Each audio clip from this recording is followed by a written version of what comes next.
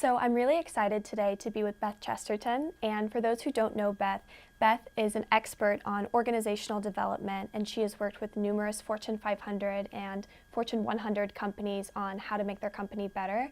And also Beth is very passionate about female leadership and empowerment, so I'm so happy to have you here today, Beth. Thank you for joining us. Thank you for having me. I'm thrilled to be with you. So I was hoping today we could talk about your journey from starting off in college at Vanderbilt, then going on to coaching, and then starting Chesterton & Co., and kind of your journey towards getting there. Okay, so in college I was sort of very social and really not very academic. I really was more interested in the people side and relationship side of college than the classes.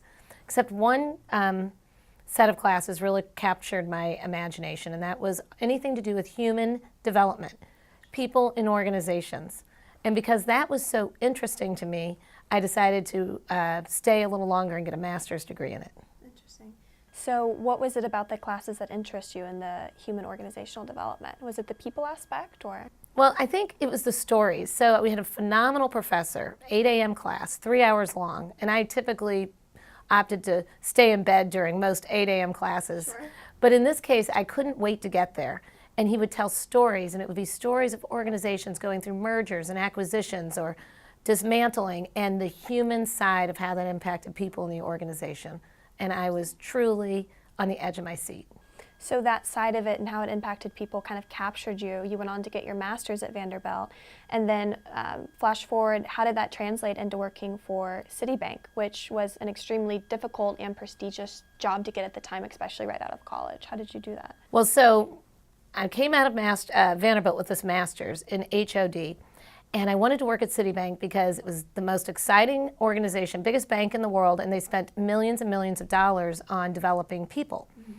So when I wanted to go there, of course, they wanted nothing to do with me because I was a master's in HOD out of Vanderbilt. They didn't even know what Vanderbilt was. I didn't go to the right schools. I didn't have the right credentials.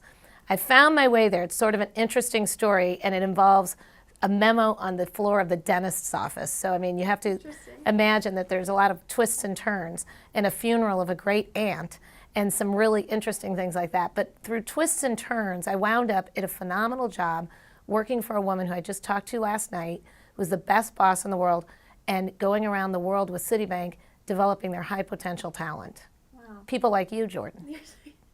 So after working for Citibank and then doing other consulting and coaching, how did you ultimately get inspired to start your own company, Chesterton & Co.? Well, so I loved organizational life because big things can happen. I would encourage any young woman or young man to consider it because you really get to participate in very exciting major initiatives.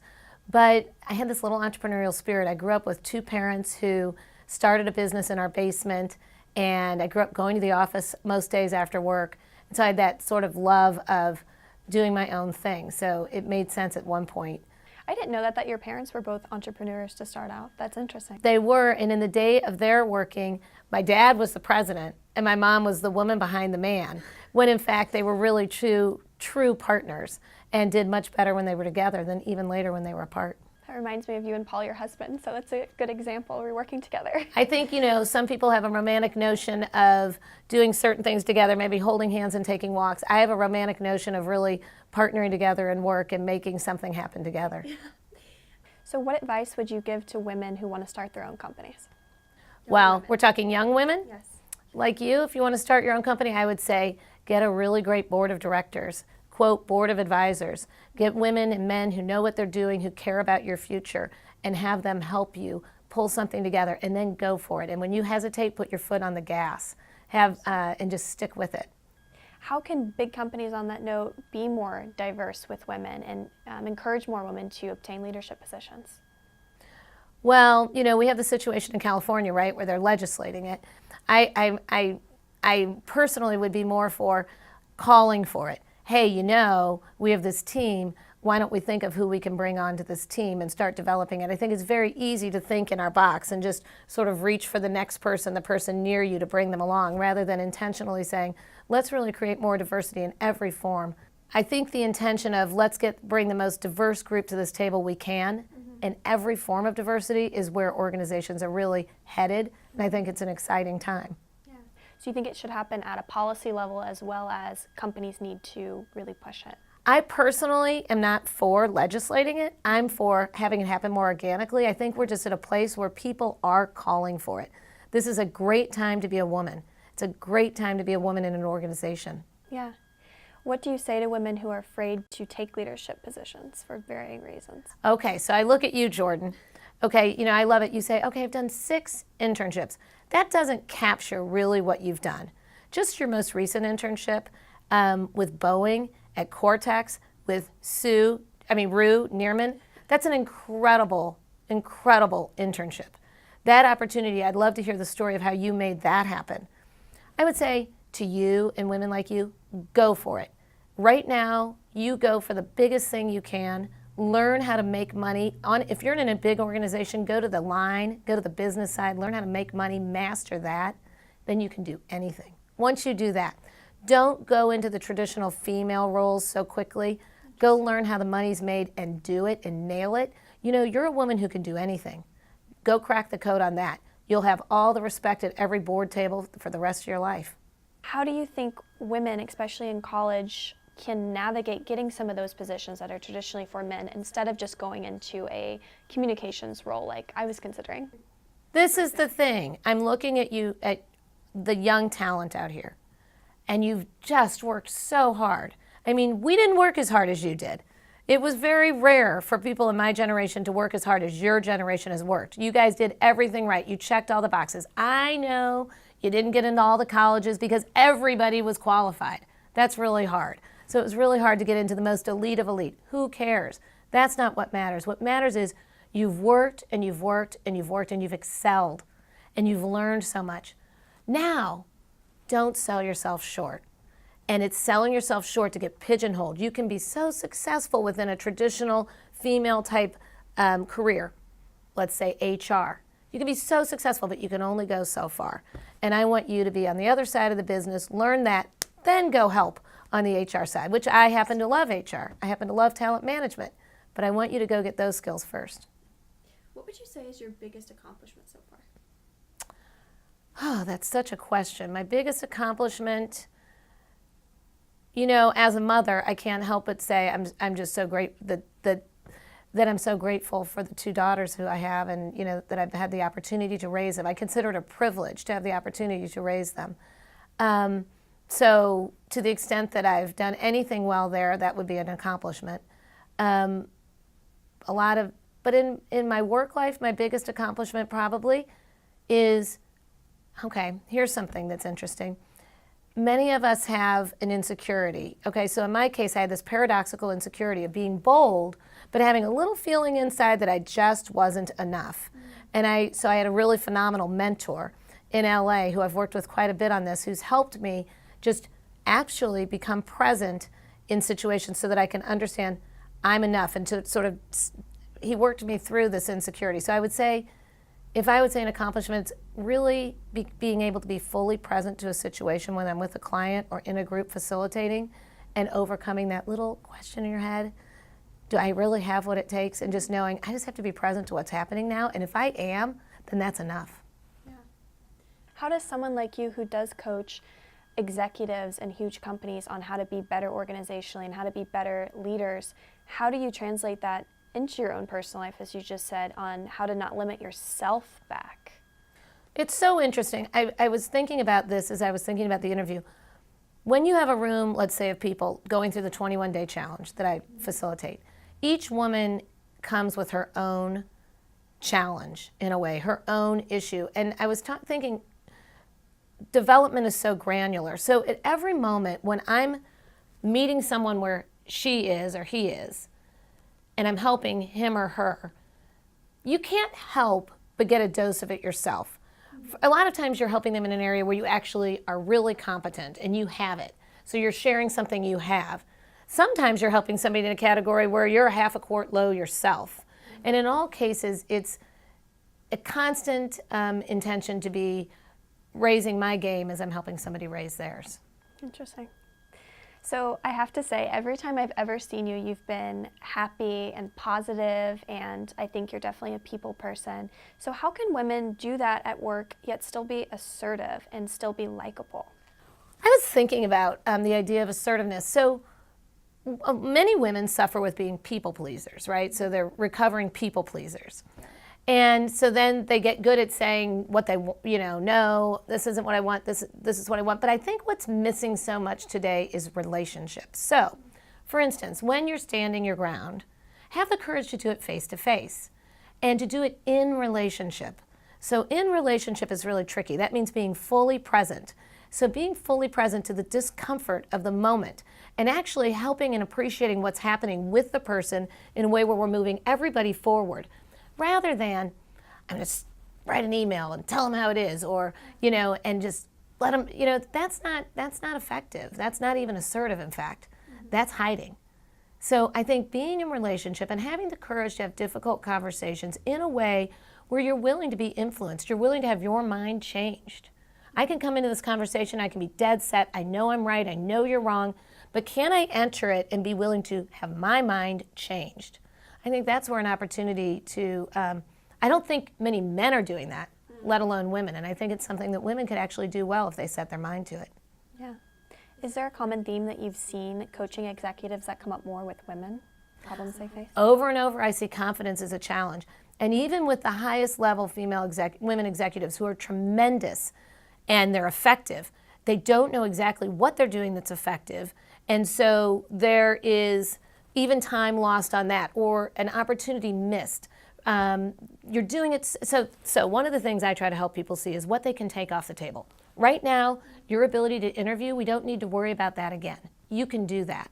Now you just need to be present. Your ability to do X, Y, and Z, we don't need to worry about it. You've nailed it. Now we just need to be present to the situation. When you're coaching executives, how do you encourage them to increase their own power in leadership positions? Well, I've come back to, if you really want to increase your own power, your power is your suite of strengths. What are you doing that comes as naturally as breathing? Most people cannot see themselves without the help of others. You don't know what you're doing that is absolutely compelling and drawing everybody in. When you understand that, you have power tools at your hands, at your fingertips. And it sounds, in a way, it sounds so, oh, narcissistic. No, it's not. It's not just because it feels good. By the way, it does, but it's so you can do more and you can be more effective and you can have a greater impact. What if you're leaving 15% of your potential on the table? And if you just knew that the way you ask questions in a meeting is incredibly helpful, wouldn't you want to know so you could do more of that? Yeah. To give back, you regularly participate in salon-style conversations with women where they can share stories and help build each other up. You are a passionate advocate for women's empowerment. Why is that so important to you?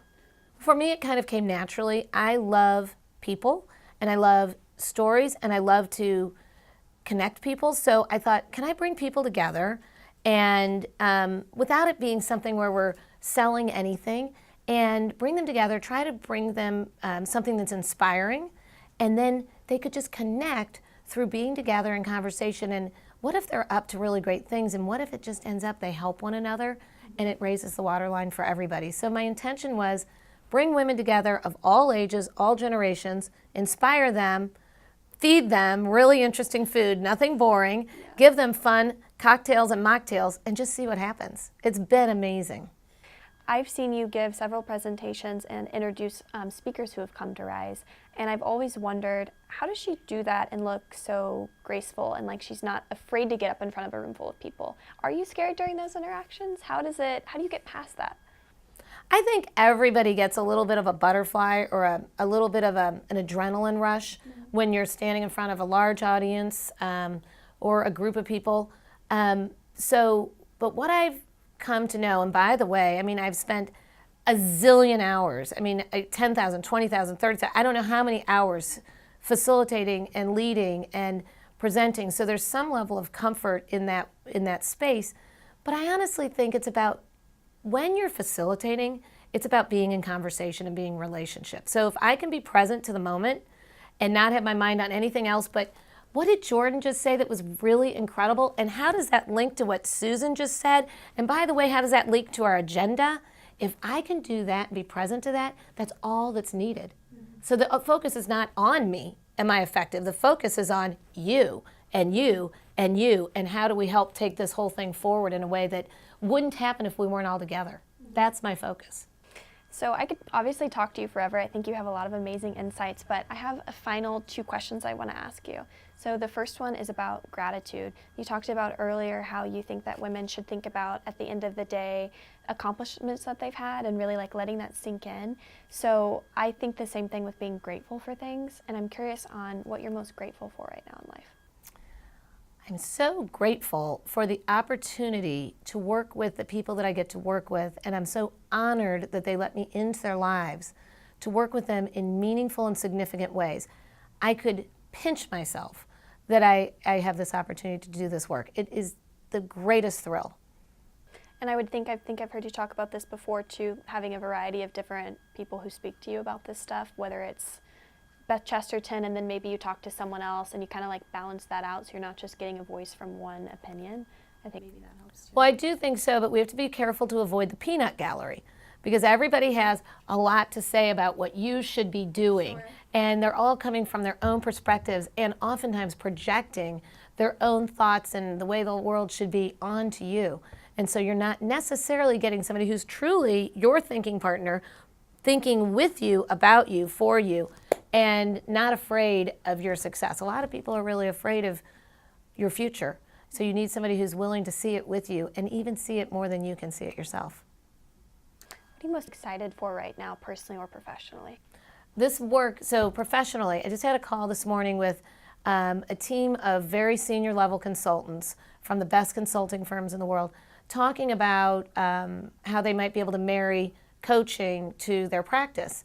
And what I realized in thinking about that call is I've had the opportunity lately to strip all content off of the work I've been doing and be just to focus in on transformation. How do you take somebody from here to here? Can you teach somebody to read nuance at a senior level, executive level? Is that teachable, or is it something you're born with or you're raised with through the culture in your home? And so I'm really having fun playing with transformation on a really granular level with really phenomenal people. How can young women get involved with that? Okay, so there are a couple of things. I have a 21-day challenge that I do, which sounds more complicated than it is, where we meet 4 times over 21 days in St. Louis. I'm going to do a version of that virtually. I'm going to launch that in January. So if anybody's interested in connecting, let me know. I'm going to try to create ways that are affordable. So if somebody can't do coaching per se, but they want transformation, that there are ways that we can work together and connect. What's the best way for people to connect with you moving forward? So I've got an Instagram, which is new and growing. And your handle on that is it Beth Chesterton? It's Chesterton and Co. Chesterton and Co. And we'll put all of her links down below so you guys can go and follow her. Thank you. And I've got a website, of course, and people can contact me that way. And then we'll connect by phone. People might prefer text. That's fine too. But That's all over the place, so. I know, check her so out. I would love them. I love helping, and a lot of your followers are young and up to big things, and I love helping to help them along in their journeys. The last thing, Beth, is I really just want to recognize you for your work with female entrepreneurship and female empowerment. I was inspired by you when I first started volunteering for RISE, and I knew that you were someone who was going to be a leader and has really helped women. So thank you for inspiring me and hopefully a lot of other people who watch this interview. Thank you.